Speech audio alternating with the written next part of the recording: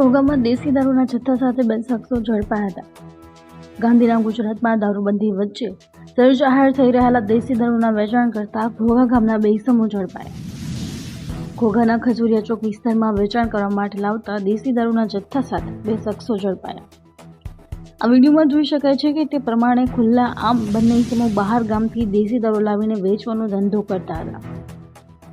વિડીયોમાં જોઈ શકાય છે કે બુટલેગર દ્વારા ખુલ્લામ કાયદાના કોઈ ડર વિના દેશી દારૂનું વેચાણ કરવામાં આવી રહ્યા છે।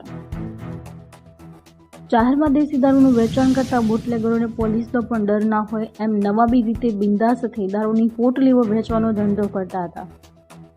ખુલ્લામ દારૂના સમગ્ર ઘટનાનો વિડીયો સામે આવતા લોકોમાં ચર્ચાનો માહોલ જોવા મળ્યો।